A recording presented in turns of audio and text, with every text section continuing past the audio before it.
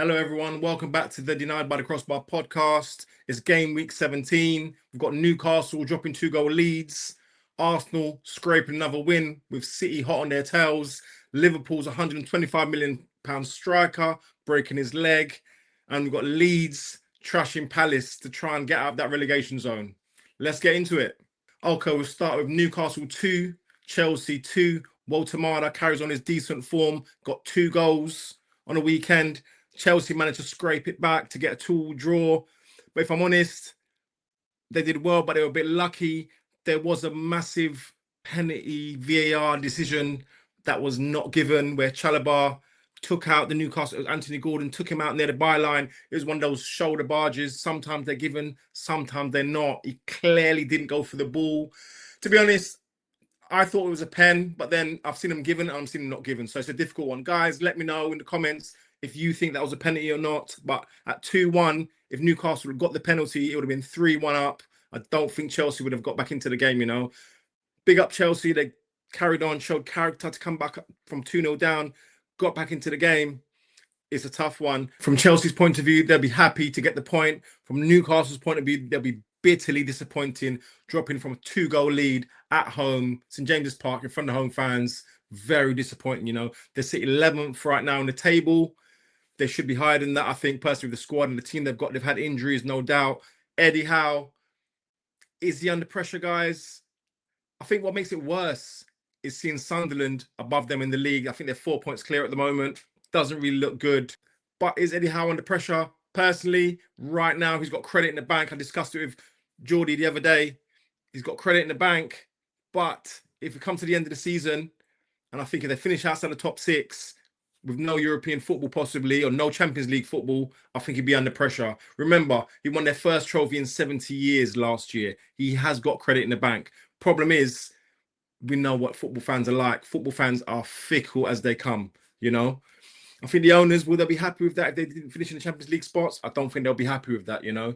So the problem is, I think Newcastle's squad is not big enough, strong enough. When they're in the Champions League and the Premier League, they find it hard to balance that both ways, you know. Eddie Howe, like I said, let me know in the comments, guys, you think Eddie Howe's job is under pressure, if he's under pressure as a manager, because, listen, top manager, the best English manager around, we do not want to see him get sacked.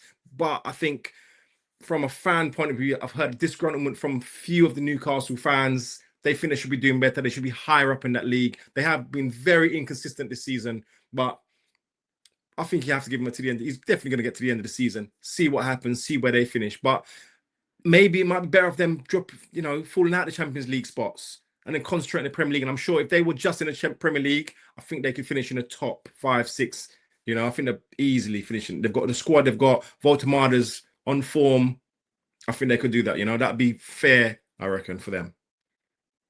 Manchester City comprehensively beat West Ham 3-0 at the Etihad. They went top of the league for a few hours before Arsenal came back. Haaland, with another 2 goals, keeps on scoring. It's like you can't stop him scoring at the moment. City are starting to build up momentum. We know what they're like. We've been chased down with them before in the Premier League title races. When they start getting this form and they start winning, just knocking off these wins. Sometimes they're not even playing that well, but they're getting those consistent victories now. It's going to be hard. It's going to be tough if Arsenal are going to hold on, you know, but that leads us nicely onto the Arsenal game. Everton's 0, Arsenal 1. Victor Gyökeres gets to scores the winning penalty. He needed a goal himself. He's not been in great form. Even the Arsenal fans would admit that. Arsenal, once again, dominate the game. Only had 2 efforts on target in the whole game. Very disappointing from their end. I think that their attacking options, they're starting to look a bit blunt. You know, even Saka played all right, but sometimes if Saka's not performing, they're not performing, you know. Odegaard starting instead of Eze in the number 10 role. Played okay, didn't really offer much as a creative force. I think that's a problem with Arsenal. Like I said, a lot of their attacking players at the moment is not looking good. They're missing those. If I'm honest, they're missing Gabriel, those attacking set pieces as well. Declan Rice played okay. A lot of the team just played okay. Like I said, they dominated the game, but they didn't have enough cutting edge to finish them off, you know. Talking to a friend of mine, we were saying if it wasn't 1-0 and it was 0-0 throughout that game, I think Arsenal would have pushed more and I think they would have got the winner anyway. But there was one controversial moment in the game. Saliba kicked, I can't think what the player's name is, basically challenged, kicked the player in the back of his had his foot up, kicked his leg. Could have been a pen, possibly should have been a pen. They didn't get it. VAR looked at it. They didn't give it. So play on. Arsenal get this scrape, another victory. Listen, you can look at it both ways. Are they 2 games in a row that a scrape victory, or is that the sign of champions? You're not playing very well, but you're getting the victories. At the end of the day, I'm sure the Arsenal fans won't mind. It's another 3 points on the board. Went back to the top of the league, but they've got Manchester City 2 points behind them. It's turning into a good title race. Can they hold on? Half of the season now, 17 games, or more or less half in the season. Got another 18, 19 games to go. It's going to be a battle. A big battle. City are picking up momentum, like I said. It's going to be a tough one. Can Arsenal hold on? Time will tell. Okay, we move on to the Tottenham 1, Liverpool 2. Liverpool get the win, but it was a mad game. There's 2 red cards into the game. The first half was a bit of nothing, to be honest with you. The only significant thing really was Xavi Simons made a reckless challenge on Van Dijk, scraped down the back of his calf. At first, the ref just gave a yellow. After VAR checked it, they said it was a red. They sent it. The referee sent him off. What I thought was a bit strange about that one was that that's his international captain. He's a captain of Holland. You know, you play under him for a national team, and you've gone and done that. It's so reckless. It was quite nasty. It wasn't intentionally nasty, but it was a stupid thing to do. He was trying to press Van Dijk in a stupid situation, and I was quite shocked that he even did that. Like I said, he's a young player. Van Dijk's his captain. He's 30 plus. I just thought it was a weird, strange challenge to do. But he got the red card. Like I said, first half, nothing much. Second half, Isak came on early in the second half. He came on, good little interplay. Verts put him in, got the assist. Isak finished, good finish. Mickey van der Ven came sliding through, took out his leg. Now we found out it's a broken leg. I think it's a broken fibula.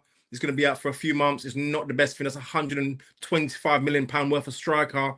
Missing now for a few months. Thank God we've still got Ekitike there, looking good, looking on form. He's got the second goal to make it 2-0. Liverpool cruising, no problems in the match. Everything's looking good. Bit of a scramble in the box. Richarlison, that player, yes, Richarlison somehow tucks it away, makes it 2-1.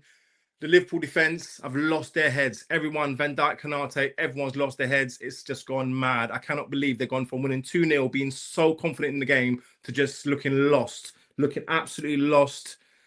Didn't know what to do for about, I don't know, they just hot potato. Liverpool started playing hot potato football. It was terrible. They're back into the game. Romero never lets anyone down. If I'm honest with you, he makes a ridiculous challenge. Him and Konate was coming together. The referee's about 5 yards away. He literally kicks out of Konate. Straight red, simple red. Cannot believe he did that. And if I was a Tottenham fan, and Thomas Frank, I'd be so disappointed in that action. Why would he do that? You're back into the game. It's 2-1. It's just ridiculous. I don't know how many red cards guys got from doing stupid things, you know. We managed to see it out. Got the 2-1 win. Got the 3 points that we needed. Put us into the top 6. But it just showed how vulnerable we are at the back, and it was worrying. It was worrying. Like I said, we got the 3 points. Very, very worrying. A bit embarrassing the last 10 minutes of the game. We held on just about. Tottenham had 9 men. It looked like it was 11 versus 11. That's how lost we looked at that time, you know. But we'll take it. The Isak injury is very concerning. It's just £125 million. And Salah's gone AFCON. We're short of 2 strikers at the moment, 2 front players. What are they going to do? Are they going to go in from Semenya? Don't know if we're in that race. We'll have to wait and see. But we need some sort of reinforcement up front, guys. Okay, Aston Villa 2, Manchester United 1. Villa get the win. But Manchester United more or less outplayed them in the first half. They were really unlucky. They played a really good strategy. Tactically, Amram got it right. He packed the midfield, so Villa's midfield couldn't dominate the game. Morgan Rogers got both of Villa's goals. The first one was an absolute amazing strike. But besides those goals, it was quite a fair game. Morgan Rogers, that was the difference in those games. The first goal, like I said, absolute screamer. Cuts inside from the left-hand side of the pitch. Leaves Euro for dead. Smashes it from about 20 plus yards, 25 yards at edge of the box. Smashes it in. The question is he going to go to the World Cup as a number 10? Because I'll be honest with you guys, as much as I rate Jude Bellingham does not score that goal. He does not score that goal that Morgan Rogers. Morgan Rogers is a powerhouse, number 10. Absolutely top player? That's the question, guys. Who would you take to the World Cup or start in the World Cup? I think they'll both go. Who would you start in the World Cup in that number 10 position?